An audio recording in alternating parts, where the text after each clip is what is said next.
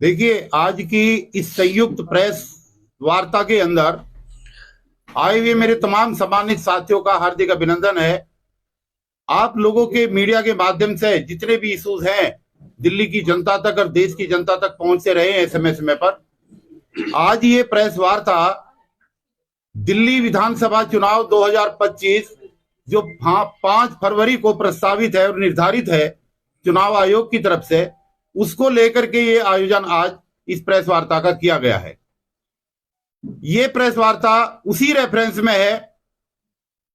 30 जून 2024 को हमने एक बहुत बड़ा सम्मेलन किया था जिसके अंदर हमने ये प्रस्ताव पास किया था कि दिल्ली की सभी 70 विधानसभाओं पर हम वर्तमान सरकार के खिलाफ आवाज उठाने के लिए और वोट की चोट की कीमत बताने के लिए दिल्ली की सभी 70 विधानसभाओं पर हम प्रत्याशी खड़े करेंगे। आज मुझे बताते हुए बड़ा हर्ष हो रहा है कि इस कड़ी के अंदर हमारे 8 राजनीतिक दल इस मुहिम में शामिल हुए हैं और हम 5 फरवरी 2025 के चुनाव के लिए दिल्ली की सभी 70 विधानसभाओं पर अपने प्रत्याशी खड़े करेंगे चुनाव लड़ने के लिए। और जो बैनर है जो आप पीछे देख रहे हैं, दिल्ली भागीदारी अलायंस, हम सब लोगों ने आपस का ये तालमेल है, साझा मंच है जिसके माध्यम से हर पार्टी का कैंडिडेट एक विधानसभा से चुनाव लड़ेगा और आपस में हम उस तरीके से कोऑर्डिनेशन करेंगे कि एक विधानसभा से हमारा एक ही कैंडिडेट रहे और बाकी विधानसभाओं पर हम अपने कैंडिडेट को जितने भी यथास्थिति संभव सहयोगी बन करके करेंगे। ठीक है सर। तो पूरा नेटवर्क हम, ये भारतीय लिबरल पार्टी का ऑफिस है और यहाँ के जो प्रत्याशी हैं, जो घोषित प्रत्याशी हैं, डॉक्टर मुनीश कुमार रायजादा, आप राष्ट्रीय अध्यक्ष भी हैं इस पार्टी के। आप जो है MBBS डॉक्टर हैं, जो अमेरिका रिटर्न है और आप अन्ना आंदोलन के एक सच्चे और पक्के सिपाही रहे हैं। यहाँ पर ये अपना वहां का कारोबार छोड़ करके दिल्ली के अंदर आए हैं दोबारा ये भ्रष्टाचार को खत्म करने के लिए, मुहिम को आगे बढ़ाने के लिए जो अन्ना आंदोलन के समय पे शुरू की गई थी, लेकिन बीच में उसमें जो है जो चीजें हुई है उसके लिए जो है। दूसरा हमारा संगठन है भारतीय महासंघ पार्टी। भारतीय महासंघ पार्टी के हमारे राष्ट्रीय अध्यक्ष विनोद जी हैं, विनोद झा, और इन्होंने भी काफी विधानसभाओं पर अपने कैंडिडेट यहाँ पर खड़े किए हैं। नेशनल यूथ पार्टी, वो साथी हमारे अभी रास्ते में कहीं ट्रैफिक में फंस गए हैं। राष्ट्रीय लोक जनशक्ति पार्टी, आनंद जी हमारे प्रदेश अध्यक्ष है। आपका ऑफिस 18 नंबर जो है डॉक्टर राजेंद्र प्रसाद मार्ग पर है और हम कल जो है वहां पर बड़ी प्रेस कॉन्फ्रेंस करेंगे जिसमें दूसरा मीडिया भी होगा। वहां पर हम कल प्रत्याशियों की घोषणा करेंगे। आज हम सिर्फ सूचना ये दे रहे हैं कि हम सभी 70 विधानसभाओं पर चुनाव लड़ेंगे। पीस पार्टी, हाफिज गुलाम सरवर, आप सब लोग जानते हैं बहुत अच्छी तरीके से। आप पीस पार्टी के प्रदेश अध्यक्ष हैं। इनकी पार्टी इसमें एक्टिवली पार्टिसिपेट कर रही है। इंसाफ पार्टी, कहा इंसाफ साहब, इंसाफ पार्टी के राष्ट्रीय अध्यक्ष है कलीमुद्दीन साहब, ये भी इसका एक महत्वपूर्ण हिस्सा है। और भीम सेना जो हमारा रजिस्टर्ड संगठन है बाबा साहब की आइडियोलॉजी पर, उसके आप सालवे साहब जो हैं ये इसके राष्ट्रीय अध्यक्ष हैं। और इसके साथ साथ हमारे बीच में जय प्रकाश जनता दल, इसके राष्ट्रीय अध्यक्ष हैं रविंद्र पांडे जी, वो भी हमारे बीच में मौजूद है। ये हमारे बीच में है जो इसका एक जो है महत्वपूर्ण हिस्सा है।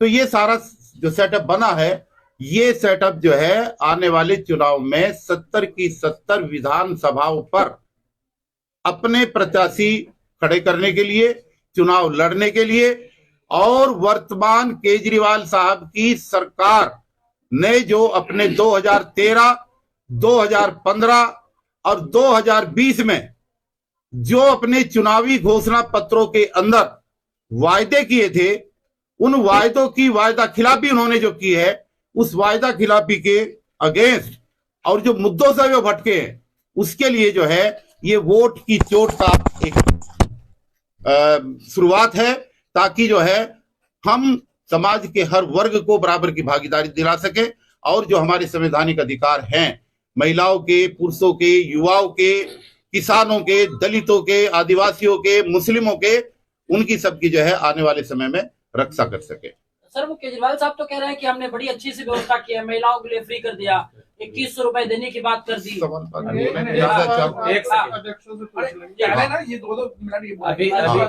सवाल बाद में करेंगे तो ज्यादा, चाहे 2-2 मिनट सबको बोलने का मौका मिलेगा। विनोद कुमार झा जी, आप बोलिए। मैं जोर से बोलिएगा। विनोद कुमार झा, राष्ट्रीय अध्यक्ष भारतीय महासंघ पार्टी। हम आप लोगों को बताने जा रहे हैं कि देश की स्थिति बहुत खराब है। तो जो ये सरकार है, जो ये केजरीवाल सरकार है, इन्होंने वायदा तो बहुतों किया, लेकिन वादा पे वो खरे नहीं उतरे। ठगी का काम जो है कम दिन के लिए चलता है। इन्होंने 10 साल सरकार दिल्ली के अंदर चला लिया है। अब इनको दिल्ली में सरकार चलाने का जो है कोई हक नहीं है, क्योंकि जो वादा दिल्ली सरकार से, जो दिल्ली का पब्लिक से, जो दिल्ली के यहाँ पे जो महिला का जो इन्होंने 2100 या जो भी जुमलेबाजी इन्होंने किया है, सरकार तो इन्हीं की है, तो इनको तो पहले ही कर देना चाहिए ना। तो इनको इलेक्शन के बाद करने क्या जरूरत है? तो इनको तो बस सिर्फ ठगने का काम है, क्योंकि इन्होंने पंजाब में भी 1,000 महिला को देने का वादा किया है, लेकिन आज तक 3 साल हो गया, अभी तक कोई पैसा नहीं दिया है। तो ये जुमलेबाज जो है ना, क्योंकि ये जैसे उस विभाग में, जिस विभाग में जॉब में ठगते हुए आए, उसी तरह ये देश को ठग रहे हैं। और बस को जो है, महिला को बस फ्री दे रहे हैं, बस ही खत्म कर दिया, बस वाले का पैसा ही बाकी है परिवहन डिपार्टमेंट का, जो अभी तक नहीं दिया। बिजली डिपार्टमेंट का पैसा इन्होंने बिजली का फ्री कर दिया, उसका पैसा तो दे ही नहीं रहे। तो क्या सरकार चलाएंगे? ये पूरा आकर दिल्ली में ढेर लगा हुआ है, कहीं साफ सफाई नहीं है, सारे त्राहिमाम में है दिल्ली जो है। तो इसको हम लोग सारे जो है मिलके इसको बदलेंगे।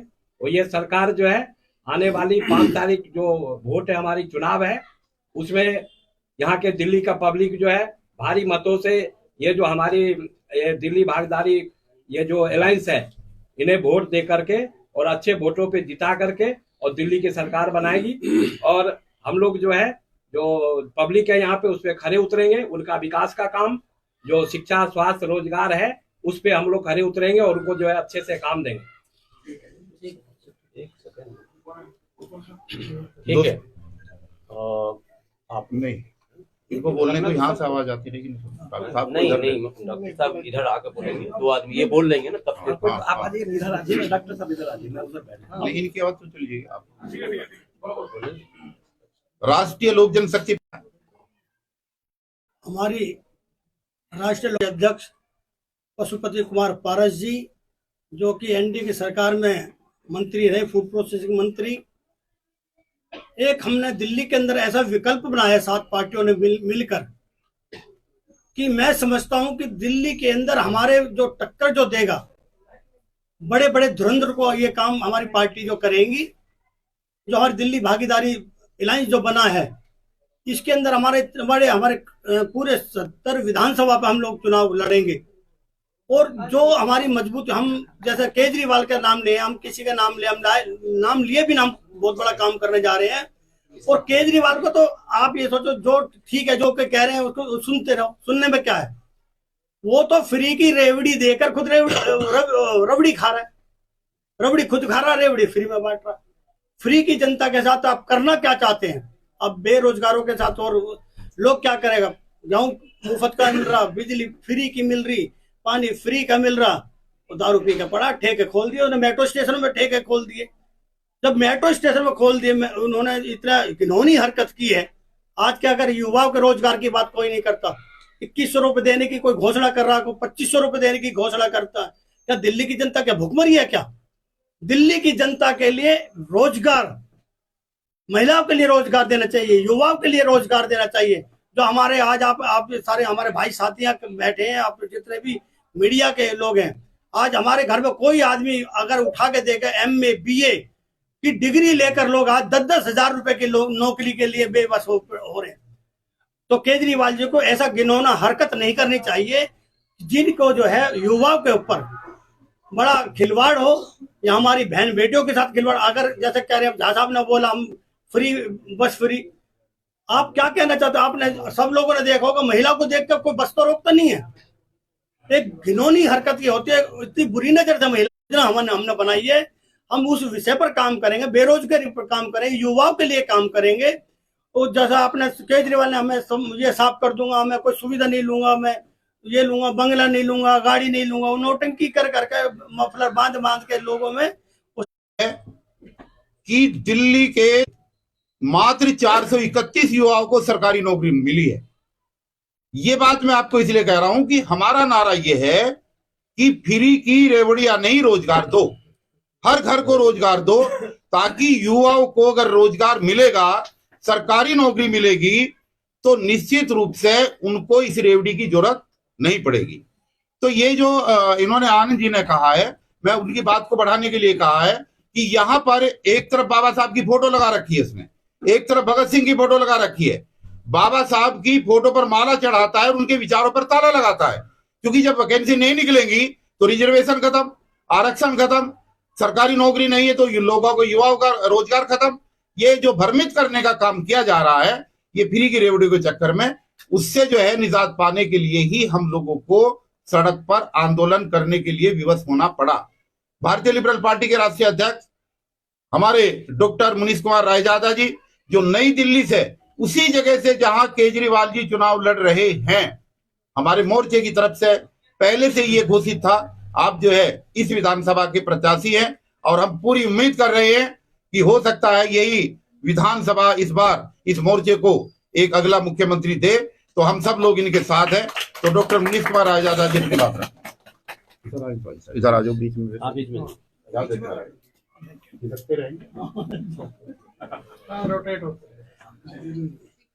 आप सभी का यहाँ पर भारतीय लिबरल पार्टी के ऑफिस में स्वागत है। डीसी कपिल जी, माननीय डीसी कपिल जी, और अपने गुलाम सरवर साहब और बाकी सब साथियों, अपने बीएमपी एक मेडिकल टर्म भी है, तो उसके जो पार्टी के अध्यक्ष हैं विनोद जी, उनसे भी पहले से मुलाकात है। आप सभी का यह स्वागत है। समस्या नहीं समाधान सुनो, समस्या नहीं समाधान सुनो, कूड़ादान को चुनो, समस्या नहीं समाधान चुनो, कूड़ादान चुनो। ये देखिए, आप सिंबल देख रहे हैं। इलेक्शन कमीशन से हमने खास रिक्वेस्ट की कि हमें इस बार आप चुनावी चिन्ह, इलेक्शन सिंबल कूड़ादान दीजिए, क्योंकि पंजा, कमल एवं झाड़ू समय आ चुका उन सबको और भ्रष्टाचारियों को समेट के, लपेट के कूड़ादान में डाला जाए। देखिए, लिड जो है ऊपर कूड़ादान का, वो अभी भी खुला है, इसमें डाला जाएगा, उसके बाद लॉक लगाया जाएगा और ओशियन में इसको फेंक दिया जाएगा।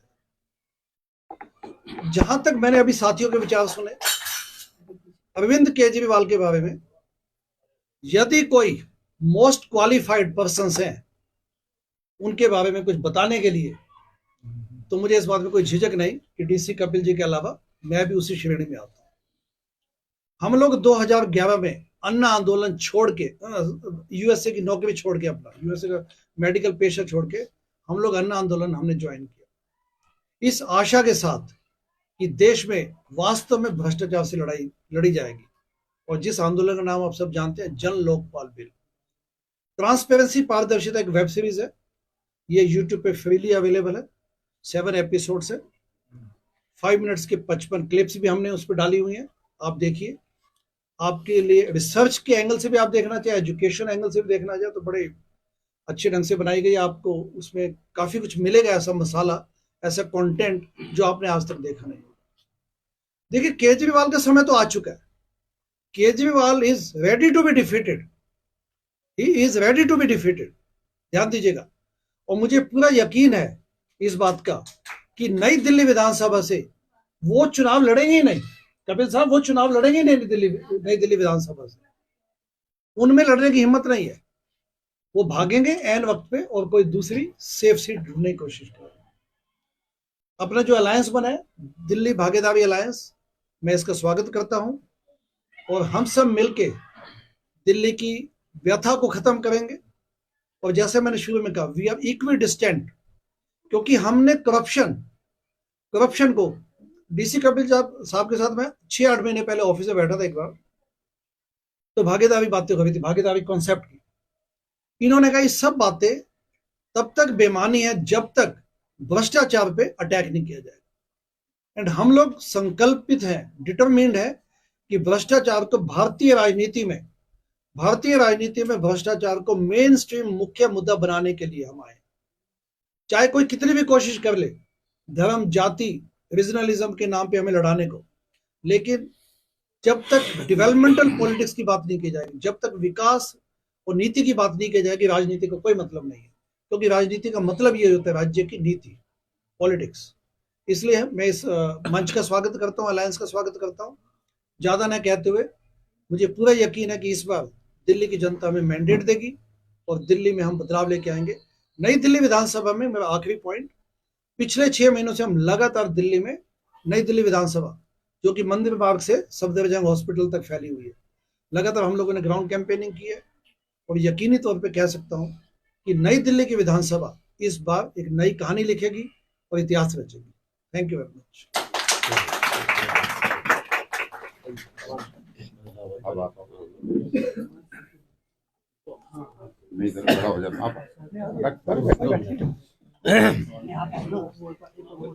ठीक है, लगा लीजिए।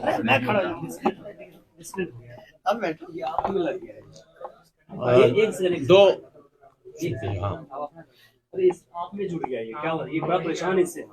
वो होता ही है, डिजिटेक में ये चीज होता है। इसमें जुड़ गया परेशान। डायरेक्ट 2 मिनट में सिर्फ अपनी बात रखूंगा। मैं हाफिज गुलाम सरवर, अध्यक्ष दिल्ली, 2 मिनट में केवल अपनी बात रखूंगा। सारे सम्मानित नेता यहाँ पर मौजूद हैं, जो आप बैनर देख रहे हैं, दिल्ली भागीदारी अलायंस। मैं पीस पार्टी दिल्ली प्रदेश का अध्यक्ष होने के नाते केवल इतना कहूंगा कि हम लोगों की हार्दिक इच्छा थी कि इस भ्रष्ट सरकार के खिलाफ एक सशक्त विकल्प लाया जाए।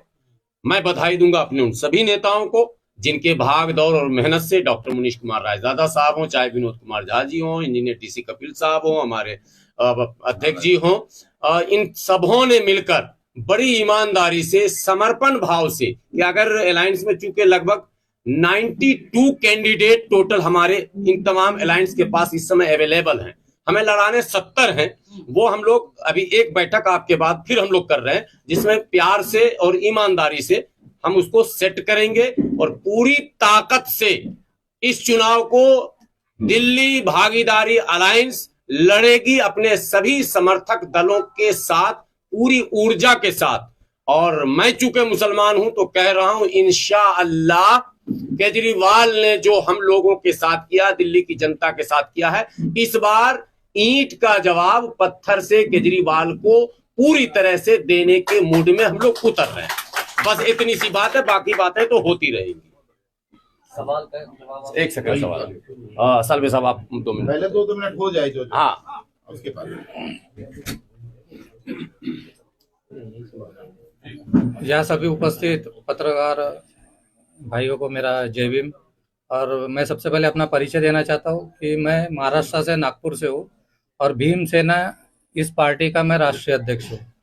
भीम सेना हम लोगों ने जब भारतीय निर्वाचन आयोग से रजिस्ट्रेशन किया था, उस समय हमें नकारा गया था। यानी हमें 2016 में जब हमने रजिस्ट्रेशन की बात की थी और जो एप्लीकेशन की थी, तो हमें रिजेक्ट कर दिया था। फिर उसके बाद हम कोर्ट गए और कोर्ट से हम जीत के आए और फिर हमें ये नाम मिला, और ये नाम भारत में मेरे ख्याल से अभी किसी को नहीं मिलेगा। और हम लोग ये चाहते हैं कि हमने जब पार्टी बनाया, हमारा पहले सोशल ऑर्गेनाइजेशन था, फिर हमने पार्टी बनाई, तो पार्टी का हमारा सबसे बड़ा मुद्दा एक ही था कि संविधान वर्सेस मनुस्मृति। मनुस्मृति से हमारी लड़ाई है और हम लोग जात पात को नहीं मानते, हम इक्वलिटी को मानते हैं। बाबा साहब ने हमें इक्वलिटी दी है, समानता दिया और सबको अधिकार दिया। हम उस अधिकार गरीबों को अधिकार देना चाहते हैं, सभी को अधिकार देना चाहते हैं, महिलाओं को अधिकार देना चाहते हैं। यही हमारा एक एजेंडा है। हमने देखा है कि हमारे देश में बड़े बड़े धार्मिक और सांस्कृतिक कार्यक्रम होते हैं, पर उसका कोई रिजल्ट नहीं निकलता है। जैसा भी हमने देखा है कि महाकुंभ का मेला हो रहा है, जिसमें हम सभी लोगों का वहाँ पैसा लगा हुआ है टैक्स के माध्यम से, हम लोग उस पर चर्चा नहीं होती है। और दिल्ली में हमने देखा है कि ये झूठों की राजनीति होती है, नहीं झूठ बोलने की राजनीति होती है। जो व्यक्ति, जो मंत्री बाबा साहब का नाम लेता है और बुद्ध के शरण में जाता है, तो उस मंत्रियों को निकाला जाता है, यानी बाबा साहब को नकारा जाता है। ऐसा हमें देखने को मिला है। कई मंत्रियों के इस्तीफे ले गए हैं जिन्होंने बाबा साहब के और बुद्धिज्म की बात की है। तो हमारा यही कहना है भीमसेना के माध्यम से कि हम लोग बाबा साहब को मानते हैं, बाबा साहब की सेना है, तो हम बुद्धिज्म को फॉलो करेंगे। बुद्धिज्म ने हमें साइंस दिया है और विज्ञान दिया है, तो हम विज्ञान पे चलने वाले लोग हैं, हम साइंस पे चलने वाले लोग हैं। हम जो व्यवस्था चल रही है वो व्यवस्था को हम लोग नकारना चाहते हैं। तो हम इसी का प्रचार करेंगे और हम लोग आगे बढ़ेंगे, ऐसा हम लोग का सवाल है। चलो ठीक है, जय भीम। आज सिर्फ इतना मुद्दा बोलना है कि ये जो हम लड़ रहे हैं, बाकी तो अपना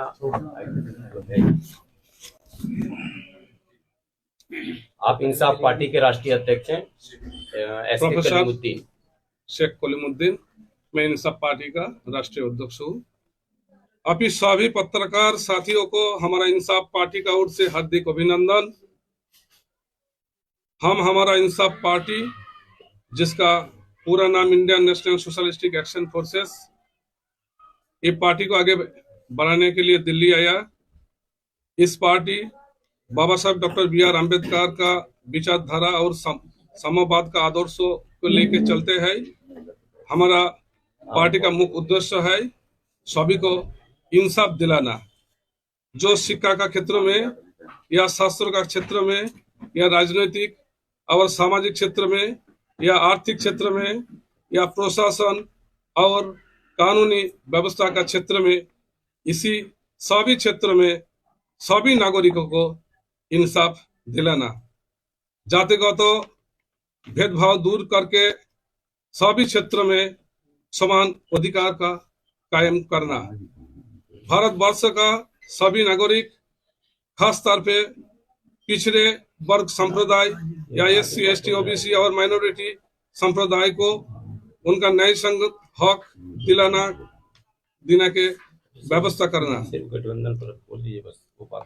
दल की अभी ये हाल की राजनीतिक स्थिति में चारों तरफ जो भ्रष्टाचार और गैर कानूनी काम फैल गया है, उसको विनाश करके भारतवासियों को आर्थिक, राजनीतिक और सामाजिक स्वतंत्रता प्रदान करना, सभी को सुरक्षा प्रदान करना, ये हमारा पार्टी का मुख्य मुद्दा है। इसीलिए हम लोग भी अभी दिल्ली भागीदारी जो अलायंस है, उस अलायंस में हम लोग शामिल हो गया और ये हम लोग ये उम्मीद करते हैं कि इंसाफ पार्टी भी इस अलायंस के साथ हाथों में हाथ मिला के, कांधों में कांध मिला के दिल्ली चुनाव में हम लोग लड़ेंगे। और ये उम्मीद करते हैं ये जो भागीदारी मोर्चा है, ये भागीदारी अलायंस के साथ हम लोग गठबंधन के रूप में दिल्ली में सभी 70 सीटों को हम लोग लड़ेंगे और हम लोग सफलता प्राप्त करेंगे। जय भीम, जय मूल निवासी, अम्बेडकर पंथा जिंदाबाद, राष्ट्रीय ये जो दिल्ली भागीदारी मोर्चा जिंदाबाद। राणा साहब आप आ जाइए।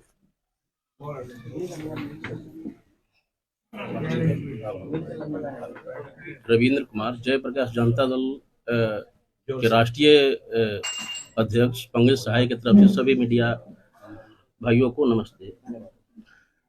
हमारे अध्यक्ष जी की एक ही रहता है कि हम लोग सामाजिक समरसता, समानता, आर्थिक समानता, ये सब होना चाहिए। और हम लोग जेपी के अंतर्गत, जेपी जो हमारे बड़े नेता थे देश की, तो उनके जो स्लोगन है उन पर चलने वाले हैं। और इंदिरा गांधी के समय में जिस तरह की जेपी आंदोलन हुआ था और पूरा देश एक तरफ जेपी के पीछे, उनकी जो स्लोगन था, उनकी जो मुहिम थी, उनके साथ सब लोग थे एक साथ। इसलिए एक मतलब अच्छी सरकार को आना जरूरी है। जिस तरह से केजरीवाल एक झूठा सरकार 10 साल से दिल्ली के अंदर में है और अपने बातों को उसने जो किया वो सही मतलब उसका नहीं है, कोई भी वर्क उसका सही नहीं है। एक मतलब एक झूठा, हर जगह में एक झूठा सरकार और एक दूसरे से उलझ के काम करने की इसका तरीका है, उसको चेंज करना है। कोई भी कॉन्स्टिट्यूशनल में कोई भी प्रशासनिक चाहे तो हम एक दूसरे को मिलके ही काम कर सकते हैं, लेकिन इसकी नीति हो गया है पब्लिक को मतलब बेवकूफ बनाना और अपना काम निकालना, हर जगह झूठा बोलना। तो ऐसे में एक सही चुनाव करना बहुत जरूरी है। और ऐसे जो है ना, सबकी समन्वय से कोई थर्ड फ्रंट में कोई ऐसा सरकार बनता है तो उसका हम लोग समर्थन भी करेंगे। धन्यवाद। ठीक है, राणा साहब आप 2 मिनट। जनाब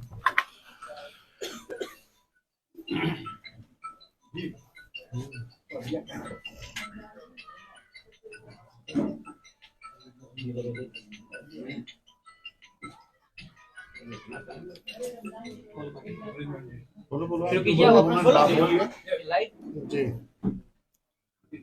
देखिए, लोग भारतीय लिबरल पार्टी के बारे में कभी कभार यदा कदा सुनने को मिलता है कि ये यूं आए हैं, इनका उद्देश्य ये है, ये निस्वार्थ नहीं हो सकते।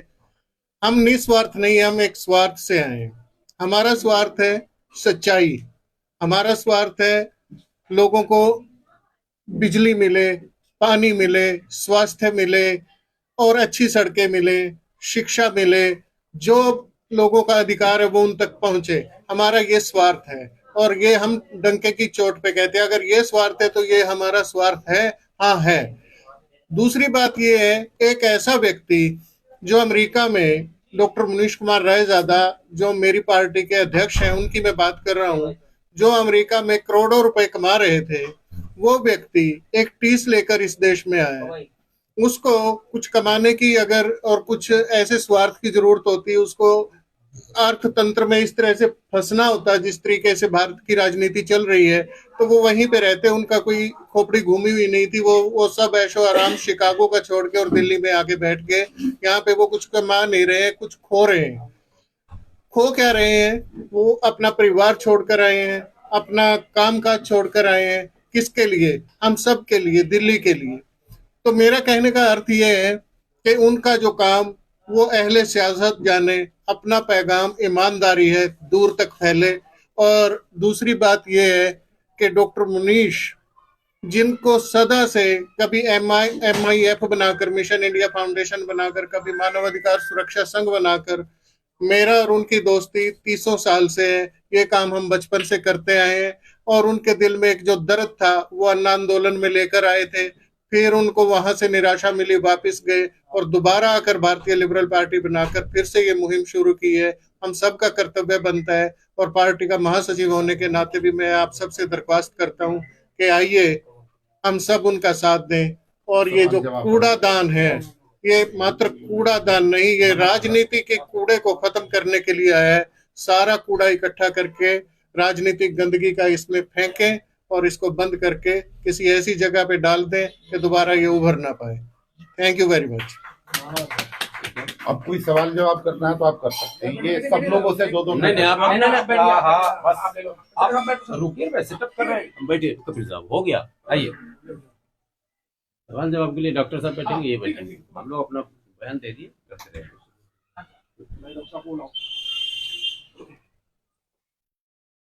बताइए, कर लीजिएगा, इंडिविजुअल जिनको लेना वो ले लीजिए।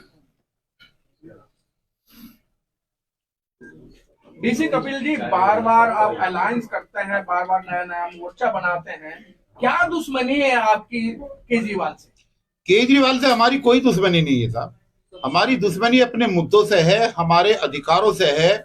हम अपने उन शोषित, पीड़ित, दलित, आदिवासी, किसान भाई बहन, तमाम उन साथियों को हम उनके अधिकार दिलाना चाहते हैं, जिनको अधिकार दिलाने का वायदा कर गए।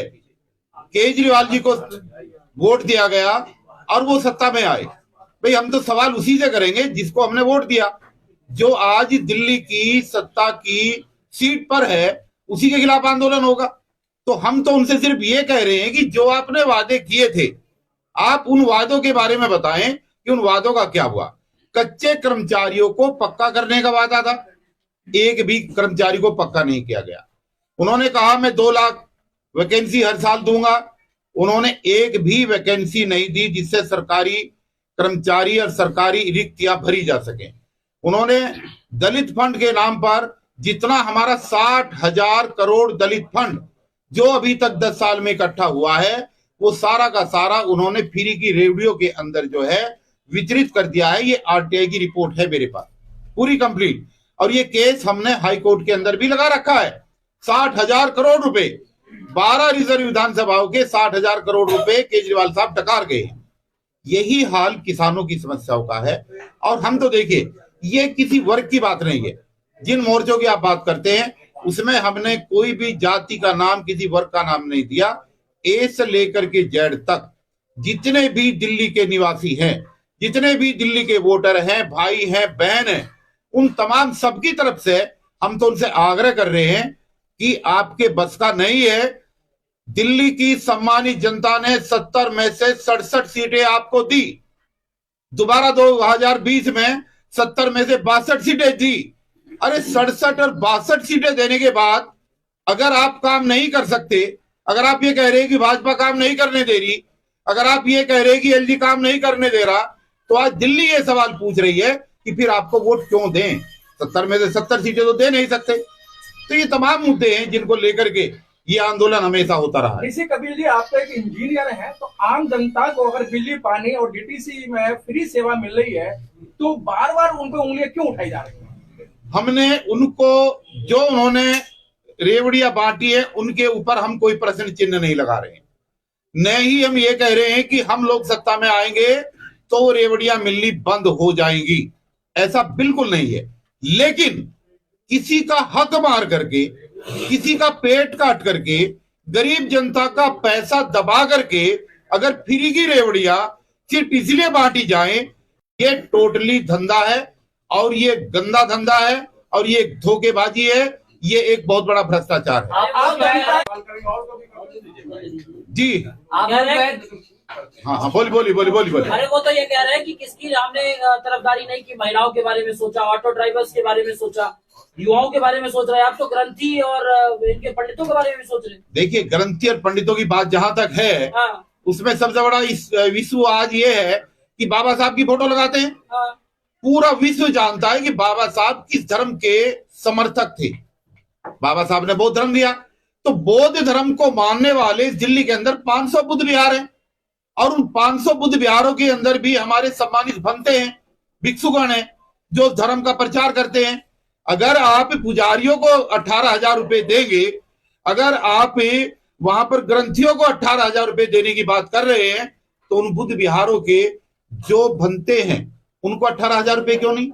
दूसरी बात, यहाँ पर जो चर्च बने हुए हैं, चर्च के अंदर जो पादरी हैं, जो यहाँ पर क्रिश्चियन रहते हैं बहुत बड़ी संख्या में, उनको 18,000 रुपए क्यों नहीं? और दिल्ली के अंदर जो 2600 मस्जिदें हैं पूरी दिल्ली के अंदर, उन 2600 मस्जिदों के अंदर जो इमाम हैं उनके लिए 18,000 रुपए क्यों नहीं? और तो और उनको तो पहले से दे रहे हैं। जी नहीं, पहले सुन लीजिएगा, जो मस्जिदें वक्फ बोर्ड के अंतर्गत आती हैं सिर्फ उनको देने का वायदा किया था और वहां के इमामों को भी 18 महीने से सैलरी नहीं मिल रही।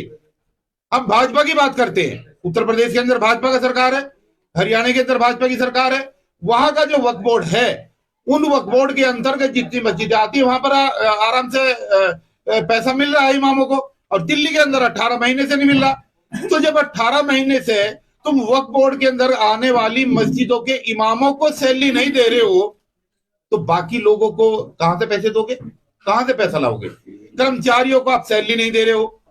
दिल्ली के अंदर शिक्षा के मॉडल की आप बात कर रहे हो, शिक्षा के मॉडल को आप प्रचार कर रहे हो और वहां के कर्मचारियों को आप सैलरी नहीं दे रहे हो 8 महीने से, तो पैसा आएगा कहां से?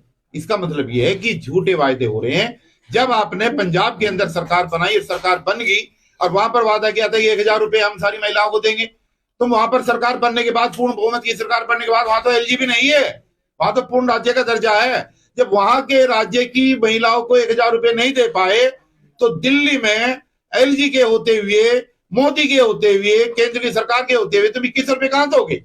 इसका मतलब ये झूठ बोला जा रहा है, टोटली झूठ बोला जा रहा है।